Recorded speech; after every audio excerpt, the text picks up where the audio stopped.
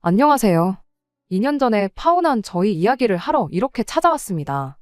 벌써 2년이나 다 지난 이야기를 지금 와서 해 뭐 하겠냐만. 이렇게 사연을 보내게 된 건 이제서야 그때 묵혔던 한을 풀 수가 있었기 때문이에요. 저는 올해 34살로 공무원으로 일을 하고 있어요. 제가 공무원 준비를 시작할 때만 해도 말들이 많았어요. 공무원 그거 옛날에나 철밥통이라고 인기가 많았지. 지금이 그때랑 비교해서 정년보장도 잘 되고 월급도 얼마나 올랐는데 그 돈 받고 일을 할 생각을 하냐면서요. 공무원 할 거면 대학은 왜 갔냐느니 요즘 공무원 한다는 애들 보면 다 취직 못해서 할 거 없는 애들이나 준비하는 거 모르냐고. 대학 졸업해서 또 공무원 한답시고 2년 3년 공부하면서 시간 날릴 생각하지 말고 그 시간에 자격증을 따서 취직이나 하라나 뭐라나 이런 이야기가 대부분이었어요. 저희 부모님께서도 네가 하고 싶으면 하는 거지라고 하시긴 했지만 취직 준비도 안 해보고 바로 공무원을 시작하는 저를 보고 조금 못마땅해 하시는 눈치셨지요. 무조건 그런 말들이 틀렸다고 하기도 그렇고 맞는 부분도 있을 테고 그렇겠지만 저도 제 나름대로 최대한 이것저것 재보고 따져가며 결정한 직업이에요. 박봉일지라도 안정적이기도 하고 이래저래 연금이라든지 보장도 잘 되어 있는 편이라 생각하고 억대 연봉까지야 못 가겠지만 결국 연차수 쌓이고 승진하고 그러면 벌이도 늘어나는 법 아니겠나요? 제가 돈 하나만 보고 직업을 구한다 생각하면 그럼 취직이 아니라 장사를 해야 하는 거 아닌가 그런 생각도 있었고요. 요즘은 또 취직이 워낙에 힘들어 공무원이 인기라는데 그런 이야기 들으니 제가 잘못된 선택을 했다고 생각하지는 않습니다. 아무튼 그렇게 저는 대학교를 졸업 후 2년간 시험 준비를 했고 당당히 시험에 합격해 일을 시작할 수 있었어요. 아무리 공무원 월급이 적다지만 혼자 쓰기엔 차고 넘치는 돈이었고 부모님 집에서 계속 신세를 지면서 저축도 꽤 많이 할 수 있었습니다. 아직 할부가 조금 남아있긴 하지만 차도 한 대 뽑았고요. 출퇴근도 출퇴근이지만 업무상 필요하기도 해서 말이에요. 그래도 이래저래 나름 괜찮은 삶을 살고 있었습니다. 그렇게 연차수 쌓여서 승진도 한 번 하고 연애도 딱 그때 시작했어요. 남자친구는 평범한 직장인이었습니다. 친구의 소개로 처음 만나게 되었고 둘 다 나이가 있었다 보니 애초에 만날 때부터 결혼을 전제로 연애를 시작하게 되었어요. 결혼 전제로 시작한 연애였다 보니 처음 만나다가 서로 아닌 것 같으면 깔끔하게 헤어지기로 했었는데 만나다 보니 서로 잘 맞는 부분도 많았습니다. 소탈한 성격에 다정다감하고 결혼 상대로 손색이 없는 그런 사람이었어요. 남자친구 또한 저와의 결혼을 긍정적으로 생각하고 있었고 그렇게 연애 8개월 만에 결혼 이야기도 오가게 되었습니다. 월급만 두고 보면 당연히 남자친구가 저보다 벌이가 좋았습니다. 하지만 그때 당시엔 제가 기우는 결혼을 한다고 할 만큼 잘 버는 편은 또 아니었어요. 뭐 엄청나게 오른 건 아니지만 이러나 저러나 저는 일한 지도 좀 되었고 승진도 한 번 했었으니까요. 당시 남자친구는 저보다 한 살 위로 그때 제 나이가 32이었으니 33살이었죠. 남자친구가 저랑 연애를 처음 시작했을 때가 막 취직한 지 1년이 지났을 때였어요. 결혼 이야기 막 주고받기 시작하고 한참 결혼 준비 시작했을 때도 2년 차가 넘어가지 않았을 때였거든요. 사실 같은 연차수로 계산해보면 남자친구 벌이도 저랑 훨씬 차이가 났을 부분이라서 그때 당장 벌이만 두고 봤을 때 차이가 별로 없던 거지 나중 가면 격차가 심해졌었을 거예요. 아무튼 그렇게 결혼 이야기도 빨리 나오긴 했지만 현실적으로 생각해보면 준비가 많이 되어 있는 상황은 아니었어요. 아무리 열심히 모았다지만 솔직히 공무원 월급에 제가 모아놓은 돈은 3천만 원 조금 넘게 모은 게 전부였거든요. 할부가 거의 끝나가는 차까지 생각하면 대충 5천 정도까지 모아놓았다 쳐도 되지만 또 당시 남자친구가 월급이 저보다 좋았다고 한들 일한 기간이 2년도 안 되었다 보니 모아놓은 게 2천만 원 조금 덜 되게 모아놓았던 게 전부였어요. 이래저래 현실적으로 이야기하다가 양가 부모님께 5천만 원씩 지원받아서 결혼하는 쪽으로 이야기가 되었죠. 더 받을 수 있으면 더 받으면 좋았겠지만 애초에 두 사람 힘으로만 하려다 도무지 답이 안 나와서 내린 결정이었고 그 정도가 양가 부모님께 요청할 수 있는 최대였어요. 그러는 과정에서 남자친구와 허례허식 같은 건 생략하고 결혼식 비용도 최대한 아끼는 쪽으로 이야기가 되었고 그렇게 저희는 결혼 준비를 시작하게 되었습니다. 양가 부모님께 인사도 드리고 상견례까지 마치고 나니 정말 이대로 결혼해서 행복하게 살겠구나 하는 생각밖에 없었어요. 그렇게 결혼식 날짜까지 다 잡힌 상황에 예비 시어머니 때문에 결혼이 엎어지게 될 줄은 정말 생각도 못했습니다. 하루는 예비 시어머니가 저만 따로 봤으면 좋겠다는 연락을 해왔어요.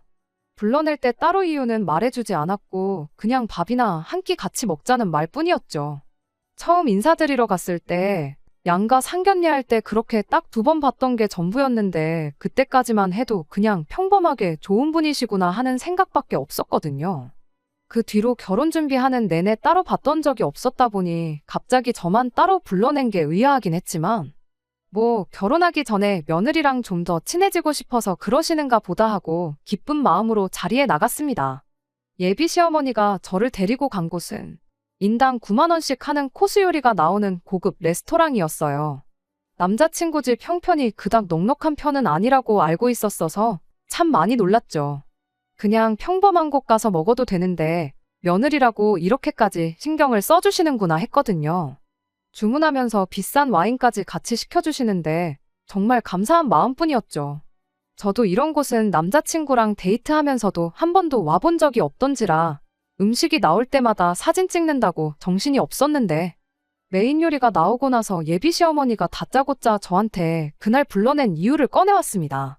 너는 근데 눈치가 없는 거니? 아니면 여우같이 다 아는데 모르는 척 하는 거니 하면서요.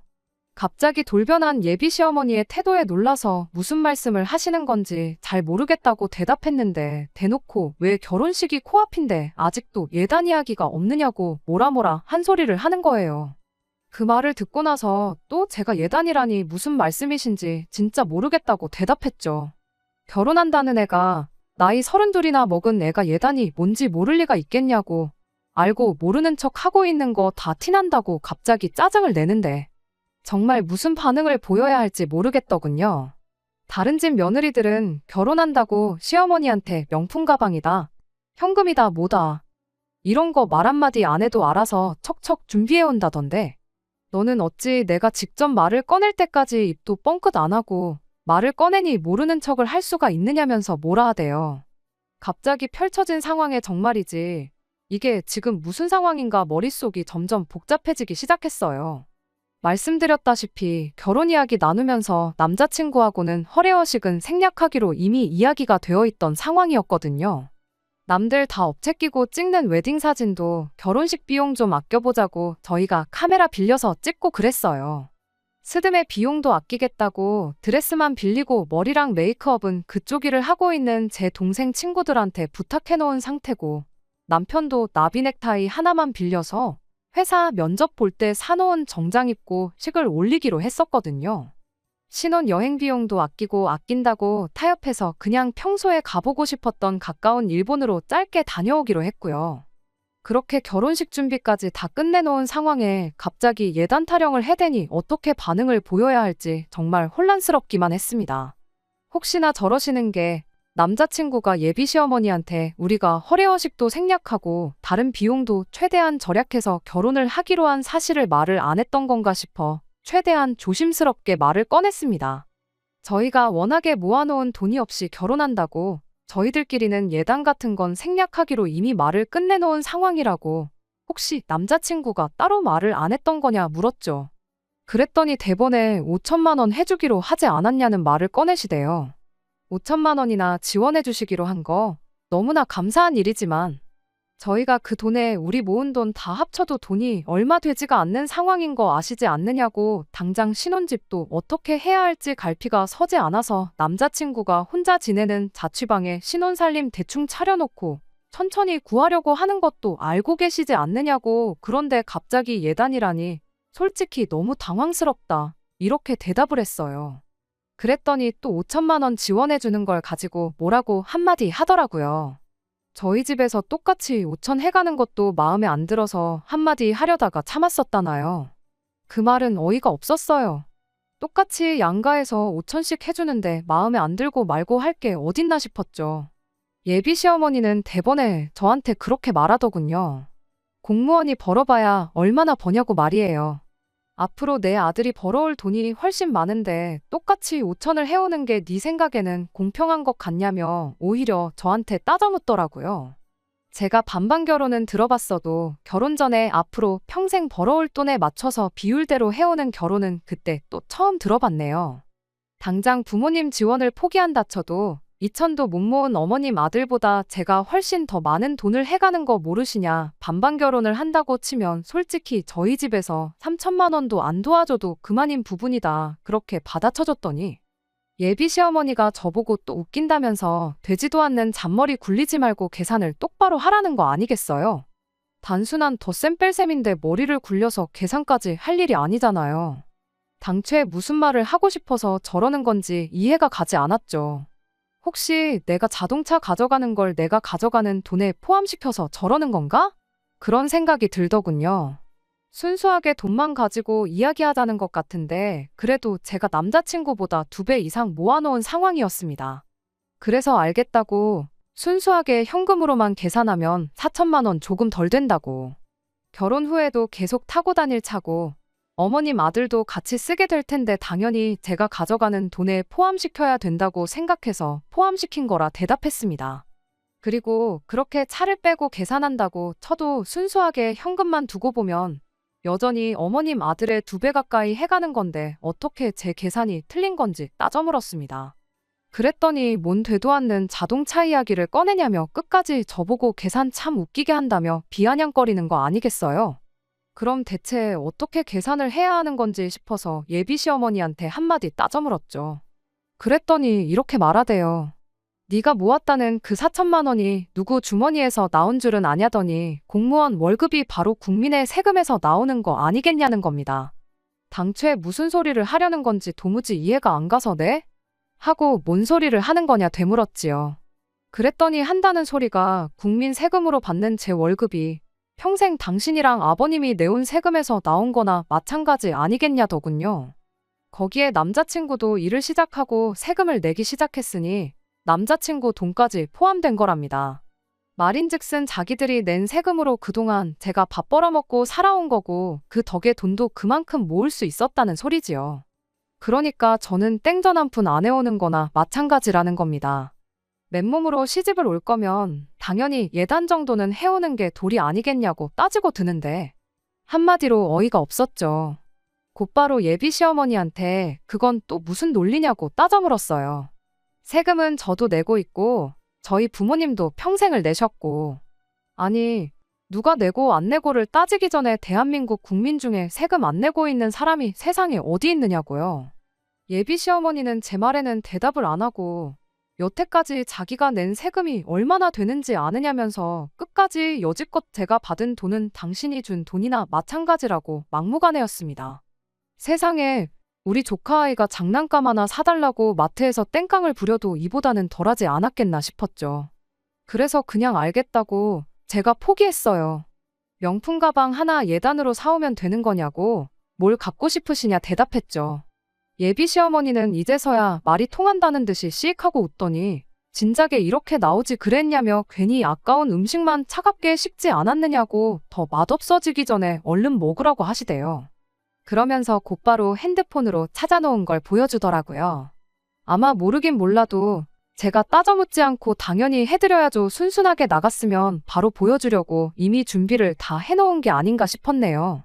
그래도 한 번 받는 거라고 좋은 거 받고 싶었는지 800만 원짜리 가방을 골라놓으셨길래 이거면 되는 거냐 했죠.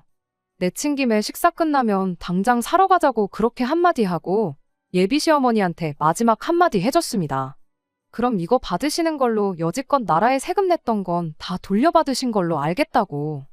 앞으로 여태까지 세금 내오신 걸로 나라의 그 어떤 혜택이라도 하나 받으시면 가방도 돌려받아 갈 거고 반반 결혼 맞춰야 하니 3천만 원도 더 준비하시라고요. 그 말이 끝나기 무섭게 예비 시어머니가 깜짝 놀랐는지 입에 있던 걸 푸악하고 내뱉더니 사례라도 걸린 듯 콜록콜록 재채기만 하시대요. 옆에 시켜놓은 비싼 와인 한 잔 들이마시고 잠깐 숨을 돌리더니 그건 또 무슨 미친 소리냐길래 어디가 미친 소리냐고. 어머님이 여지껏 낸 세금이 제 월급이나 마찬가지시라니까 혜택을 받아도 나한테 받아야지 나라에 요구하는 건 말도 안 되는 거 아니냐 했죠. 암만 세금을 많이 내셨다 한들 제가 앞으로 30년은 너끈히 더 일할 텐데 그만큼 돈이나 하겠냐고요. 기본적인 며느리 도리 정도는 하고 살 테니까 걱정 마시라고 그렇게 한마디 해주고 자리에서 일어났네요. 예비 시어머니가 저를 붙잡길래 미안하다고 사과라도 하려는 줄 알았더니 지금 가방 사러 가는 거냐고 묻길래 그냥 돌려 말할 것도 없겠다 싶어서 예비 시어머니가 처음 말 꺼냈을 때랑 똑같이 되돌려줬습니다. 눈치가 없으신 거냐고, 아니면 알면서 모르는 척 하시는 거냐고. 인생 이만큼 살아오신 분이 예비 며느리가 이 정도까지 이야기하면 당연히 파혼하자는 이야기 아니겠냐고 그렇게 한마디 해주고 자리를 박차고 나왔습니다. 그랬더니 곧바로 저를 따라 나와 다시 저를 붙잡길래 미안하다고 사과라도 하려는가 싶었는데 어이없게도 갈 땐 가더라도 밥 먹은 건 계산하고 가라시더라고요. 애초에 비싼 밥 먹으러 온 것도 보아하니 며느리 사줄 생각이 아니라 여태 낸 세금 환급받는 느낌으로 좋은 식당을 찾아놓은 거구나 싶었네요. 그래서 이걸 내가 왜 계산하냐고, 어머님이 침 뱉어놓는 바람에 제대로 먹지도 못한 걸 왜 내가 계산해야 하냐고 따졌어요. 여태까지 낸 세금이 아까우면 나 말고 나라에다가 청구하시라고 한마디 말해주고 그냥 저 혼자 먼저 자리에서 뛰쳐나왔습니다. 그렇게 파혼까지 해버리게 되었어요. 솔직히 예비 시어머니랑 이렇게 돼버린 거 남자친구가 어떻게 나와도 돌이킬 수는 없겠다는 생각이었습니다. 1년 안 되는 짧은 연애긴 했지만 그래도 결혼 약속까지 한 사이인데 남자친구가 이 사실을 알면 어떻게 설명을 해야 할지, 혹은 남자친구가 대신 사과하고 이런 일이 앞으로 없게 할 테니 용서해달라고 하면 거기서는 또 어떤 반응을 보여야 할지 정말 고민되고 또 고민되었어요. 아니나 다를까 이 파혼 소식을 전해 듣게 된 남자친구한테 연락이 왔습니다. 어머니한테 방금 이야기 들었는데 이게 다 무슨 일이냐면서요. 이야기 다 들었으면 무슨 일인지 다 알고 전화한 거 아니냐, 나한테 또 상황 설명을 들어야겠냐고 대답하니 남자친구가 아무 대답이 없대요. 그러더니 어머니가 사고방식이 좀 옛날 사람이라 그런 거니 저보고 신경 쓰지 말고 한 귀로 듣고 한 귀로 흘리라는 말을 하는 거 아니겠어요? 그게 신경 안 쓰고 넘어갈 일이냐고. 내가 여태까지 일하면서 국민 세금으로 월급 받으니 봉사한다는 기분으로 일하라는 말은 들어봤어도 자기가 낸 세금으로 내 월급을 줬으니 그 돈도 자기 돈이라고 우기는 사람은 또 처음이라고 따졌죠.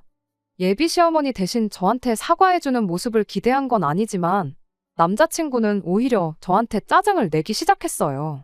지금이야 남이지만 결혼하면 다 한 가족인데 그 정도는 이해해줄 수 있는 거 아니냐면서요.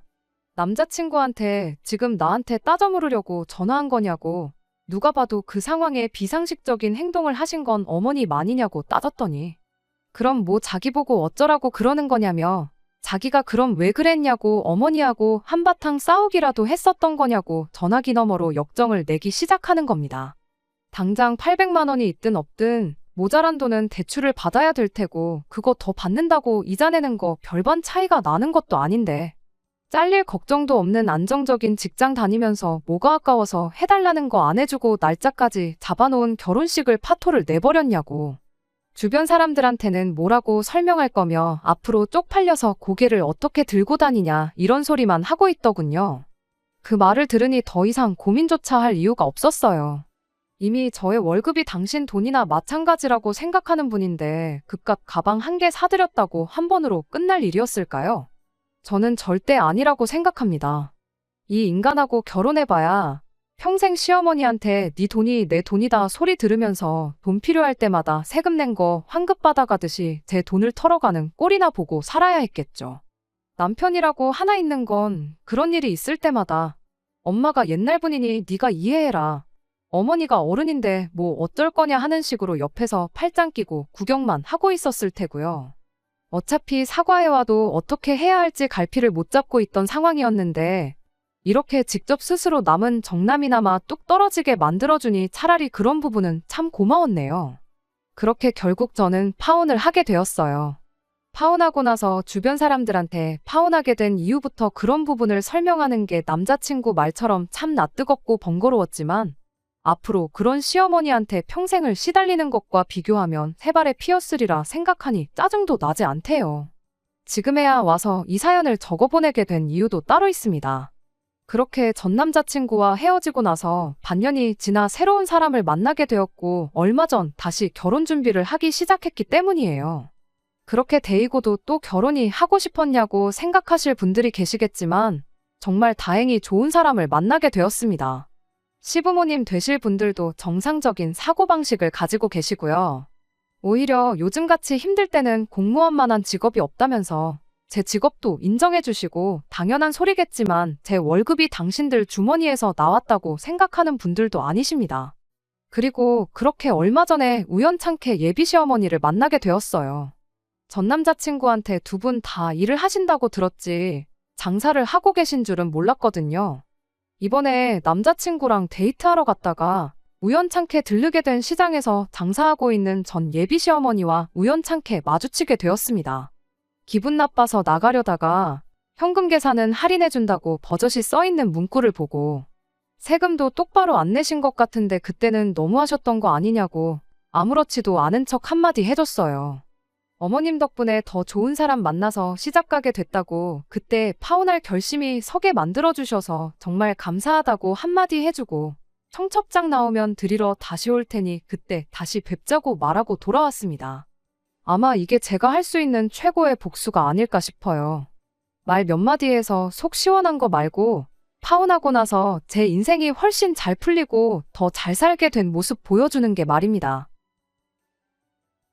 끝까지 들어주셔서 감사합니다. 오늘의 사연은 여기까지입니다. 구독과 좋아요, 알람 설정 부탁드리고 더 좋은 사연으로 다시 찾아뵙겠습니다. 감사합니다.